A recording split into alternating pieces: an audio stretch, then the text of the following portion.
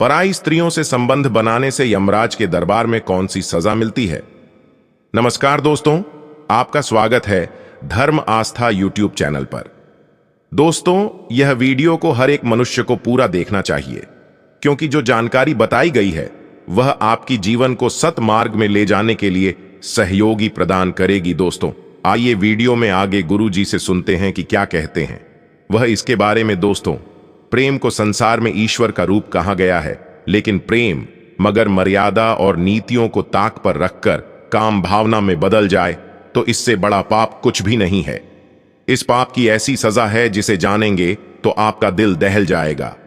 गरुड़ पुराण में कहा गया है कि जो व्यक्ति मर्यादा की रेखा पार करके परस्त्री अथवा पर पुरुष से संबंध बनाता है उसके लिए यमराज ने बड़ा ही कठोर दंड निर्धारित किया है। दोस्तों, आगे बढ़ने से पहले मैं आपको बता दूं कि यदि आप सच में हिंदू देवी देवता और ग्रंथ को मानते हैं तो इस वीडियो को पूरा जरूर देखें, क्योंकि भगवान श्री कृष्ण कहते कि मनुष्य को कभी भी गरुड़ पुराण की कथा को आधा अधूरा नहीं सुनना चाहिए, और जो मनुष्य इस कथा को पूरा सुन लेता है तो उसे कई पापों से मुक्ति मिल जाती है। दोस्तों, इस दुनिया का सबसे पुराना धर्म हिंदू सनातन धर्म है। इसके अनुसार माना जाता है कि ब्रह्मा का कर्म है सृष्टि की रचना करना, भगवान विष्णु का कर्म है उसका संचालन करना, और भगवान शिव का कर्म है विनाश करना। वैसे तो हिंदू धर्म में हर धार्मिक ग्रंथों की अपनी एक विशेष महत्व है, मगर बात जब गरुड़ पुराण की आती है तो इसकी महत्ता और भी बढ़ जाती है। दरअसल गरुड़ पुराण हिंदू धर्म के प्रसिद्ध धार्मिक ग्रंथों में से एक है। वैष्णव संप्रदाय से संबंधित गरुड़ पुराण सनातन धर्म में मृत्यु के बाद सद्गति प्रदान करने वाला माना जाता है। इसलिए सनातन हिंदू धर्म में मृत्यु के बाद गरुड़ पुराण के सुनने का प्रावधान है। दोस्तों, मृत्यु प्रकृति का अटल सत्य है। जो इस धरती पर आया है उसे एक दिन यहां से जाना ही है। गरुड़ पुराण के अनुसार हमारे कर्मों का फल हमें हमारे जीवन में तो मिलता ही है, परंतु मरने के बाद भी कर्मों का अच्छा बुरा फल मिलता है, क्योंकि गरुड़ पुराण में स्वर्ग और नरक का वर्णन मिलता है। दोस्तों, आपको बता दें कि जो लोग धर्म देवताओं और पितरों का अपमान करते हैं ऐसे व्यक्ति पापी मूर्छित कहलाते हैं, और यह लोग नरक में जाते हैं। नरक में लोगों को अपने अपने कुकर्मों के अनुसार दंडित किया जाता है, और उस नरक को झेलने की अवधि भी उसके किए गए कर्म के अनुसार ही तय होती है। गरुड़ पुराण में कहा गया है कि जो व्यक्ति मर्यादा की रेखा पार करके परस्त्री अथवा परपुरुष से संबंध बनाता है उसके लिए यमराज ने बड़ा ही कठोर दंड निर्धारित किया है। ऐसे स्त्री और पुरुष की जीवात्मा को दहकते लोहे के खंभे का आलिंगन करवाया जाता है। इससे जीवात्मा का शरीर जल जाता है। जीवात्मा उस क्षण को याद करके रोता है जब उसने अवैध संबंध बनाया था। इससे भी यमराज के दूतों के हृदय नहीं पिघलता है और बार बार दहकते लौह स्तंभ का आलिंगन करवाते हैं। मनुस्मृति में बताया गया है कि मनुष्य को संयम से काम लेना चाहिए और परस्त्री संबंध से बचना चाहिए। मनुस्मृति में यह भी बताया गया है कि जो व्यक्ति काम भावना के वशीभूत होकर गुरु पत्नी से संबंध जोड़ता है उसके पर परलोलोक में उसके सिर पर योनि का चिन्ह बना दिया जाएगा। यह चिन्ह अगले जन्म में व्यक्ति के सिर पर नजर आएगा। अग्नि लाल हुई स्त्री की मूर्ति का आलिंगन करना होगा जब तक व्यक्ति को अग्नि शुद्ध नहीं कर देती।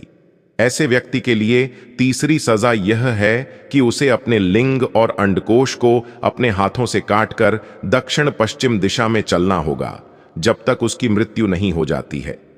कुंवारी अथवा अल्पायु कन्या से संबंध की सजा गरुड़ पुराण में बताया गया है कि जो स्त्री अपने पति को छोड़कर दूसरे पुरुषों से संबंध स्थापित करती हैं उन्हें यमलोक में दहकते लोहे का आलिंगन कराया जाता है। पाप की सजा पूरी होने पर सी स्त्री चमगादड़ छिपकली अथवा दो मुंहा सांप के रूप में जन्म लेती है। जो पुरुष अपने गोत्र की स्त्री से संबंध बनाता है उसे लकड़बग्घा अथवा सियार के रूप में जन्म लेना पड़ता है। कुंवारी अथवा अल्पायु कन्या से संबंध बनाने वाले को नरक की घोर यातना सहने के बाद अजगर योनि में आकर जन्म लेना पड़ता है। जो व्यक्ति काम भावना से पीड़ित होकर गुरु की पत्नी का मान भंग करता है ऐसा व्यक्ति वर्षों तक नरक की यातना सहने के बाद गिरगिट की योनि में जन्म लेता है। मित्र के साथ विश्वासघात करके उसकी पत्नी से संबंध बनाने वाले को यमराज गधा की योनि में जन्म देते हैं। जो व्यक्ति दूसरों के धन, स्त्री और पुत्र का अपहरण करता है, उस दुरात्मा को मिस्र नामक नरक में यातना भोगनी पड़ती है। इसमें यमदूत उसे अनेक प्रकार का दंड देते हैं। उन्हें गरुड़ पुराण के अनुसार घोड़ों के द्वारा चलाए जाने वाले हथियार गदा से कुचला जाता है। जो पुरुष किसी के साथ विश्वासघात कर उसकी स्त्री से समागम करता है, उसे अंधता मिश्रा नरक में घोर यातना भोगनी पड़ती है। इस नरक में वह नेत्रहीन हो जाता है। शादी के बाद पति या पत्नी को धोखा देने वाले को अचेत हालत में नरक कुंड में डाल दिया जाता है। दूसरों के परिवार को खत्म करने या दुखी करने वाले को यमदूतों के द्वारा जननांगों पर चोट मारी जाती है। इस नरक में मांस खाने वाले रोहड़ू जीव दूसरे जीवों के प्रति हिंसा करने वाले प्राणियों को पीड़ा देते हैं। दूसरों की संपत्ति हड़पने वाले को जंगली जानवरों से प्रताड़ित किया जाता है। पशु पक्षी आदि जीवों को मारकर पकाने वाला मनुष्य को भी कुंभी पाक नरक में गिरता है। यहां यमदूत उसे गर्म तेल में उबाल हैं। भोजन के लिए मासूम लोगों की जान लेने वाले को यमदूतों के द्वारा गर्म तेल की कढ़ाई में तला जाता है। इस सजा को आपने अपरिचित फिल्में में भी देख चुके होंगे। वेदों के बताए मार्ग से हटकर पाखंड का आश्रय लेने वाले मनुष्य को 80 पत्र नामक नरक में कोड़ों से मारकर दुधारी तलवार से उसके शरीर को छेद किया जाता है। सोकर मुख धर्म कोई जीव नयापन करने वाले या किसी को शारीरिक कष्ट देने वाले मनुष्य को शूकर मुख नरक में गिराकर एक के समान कोल्हू में पीसा जाता। एक पतिव्रता स्त्री को हमेशा अपने पति की सेवा करना चाहिए। पतिव्रता स्त्री पति की हर बात को सुनते हैं तथा उनका सम्मान करती है। ऐसी स्त्री से पति भी बहुत प्रसन्न रहता है। पत्नी के इन कर्तव्यों से रिश्ते में क्लेश नहीं होता। इन्हीं का कर्तव्य है कि वह अपनी भाषा पर नियंत्रण रखें तथा संयमित भाषा का प्रयोग करें। पत्नी की भाषा पूरे परिवार के सदस्यों के संस्कार को दर्शाती है, इसलिए भूलकर भी ऐसी भाषा का प्रयोग ना करें जिससे किसी के सम्मान को ठेस पहुंचे और घर में क्लेश की स्थिति उत्पन्न हो। दोस्तों, कहा जाता है कि व्यक्ति खाली हाथ आया है और खाली हाथ ही जाएगा, लेकिन ग्रंथों के अनुसार व्यक्ति की मृत्यु के बाद भी 5 चीजें उसके साथ अगले जन्म तक जाती हैं। तो आइए जानते हैं मरने के बाद क्या साथ ले जाता है। व्यक्ति, आपने अक्सर लोगों को कहते सुना होगा कि मृत्यु के बाद व्यक्ति के साथ कुछ नहीं जाता।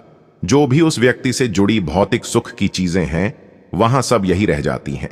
अगर वेद पुराण और बाकी धर्म ग्रंथ को देखा जाए तो उनमें स्पष्ट बताया गया है कि व्यक्ति की मृत्यु के बाद भी कुछ चीजें उसके साथ अगले जन्म तक जाती हैं। कुछ चीजें ऐसी हैं जिनका भुगतान व्यक्ति के अगले जन्म में भी करना पड़ता है। तो आइए जानते हैं ऐसी कौन सी 5 चीजें हैं जो मरने के बाद भी व्यक्ति के साथ जाती हैं। ज्ञान व्यक्ति को भीड़ में सबसे अलग करता है। ज्ञान के बल पर आप अपनी एक अलग पहचान और लोगों पर छाप छोड़ने में कामयाब रहते हैं। इसलिए अपनी मृत्यु से पहले पहले आप जितना ज्ञान ले लेंगे वह आपके बहुत काम आएगा। दरअसल ऐसी मान्यता है कि जीवित रहते हुए व्यक्ति जो गुण सीख लेता है वह उसके साथ मृत्यु के बाद भी जाते हैं। इसलिए अपना समय खुद को अच्छा ज्ञान और गुण सीखने व्यस्त करें। श्री गीता में भी इस बात का जिक्र किया गया है कि ज्ञान और दान कभी नष्ट नहीं होता है। धार्मिक ग्रंथों में बताया गया है कि कर्ज कभी भी व्यक्ति का पीछा नहीं छोड़ता। अगर किसी व्यक्ति ने आपका भला किया है तो उसका यह आरण जैसा ही मौका मिले उतार देना चाहिए। अगर आप किसी का आरण नहीं उतारते हैं तो उसे जन्म जन्मांतर तक चुकाना पड़ता है, वह कर्ज उतारना पड़ता है। अगले जन्म में वह कर किसी भी रूप में आपको चुकाना पड़ सकता है। साथ ही अगर आपने किसी को कर्ज दिया है और उस व्यक्ति की मृत्यु कर्ज चुकाने से पहले ही हो जाती है तो आपको भी बार बार जन्म लेना पड़ सकता है।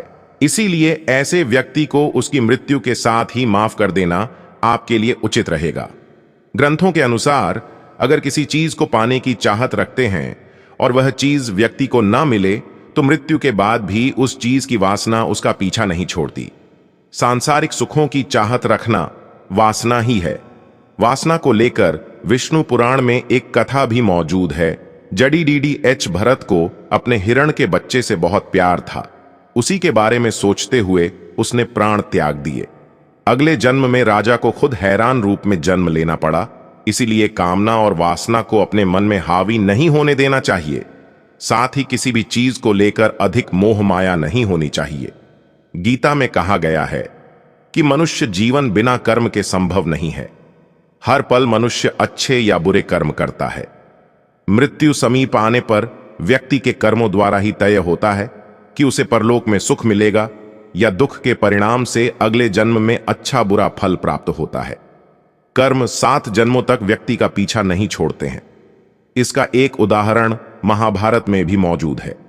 बाणों की शैया पर लेटे हुए भीष्म को भगवान कृष्ण से जब भीष्म वे पूछा कि मुझे ऐसी मृत्यु क्यों मिली, तो भगवान कृष्ण ने उन्हें 7 जन्म पहले की घटना याद दिलाई।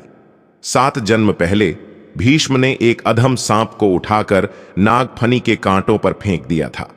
इसी कर्म के कारण उसे बनों की शैया प्राप्त हुआ। दोस्तों, कर्म मनुष्य का कभी पीछा नहीं छोड़ते। आपने अक्सर घर के बड़ों से सुना होगा कि दान और परोपकार कभी खाली नहीं जाता है। इसका जिक्र शास्त्रों में भी किया गया है।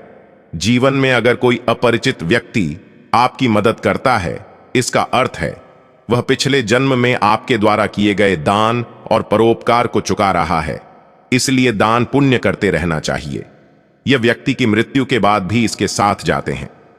दोस्तों, हम आशा करते हैं कि आपको हमारी यह जानकारी अच्छी लगी होगी, तो कृपया वीडियो को एक लाइक कर दें। साथ ही इस चैनल को सब्सक्राइब अवश्य कर लें और कमेंट में सच्ची श्रद्धा से जय श्री राम जरूर लिखें। धन्यवाद।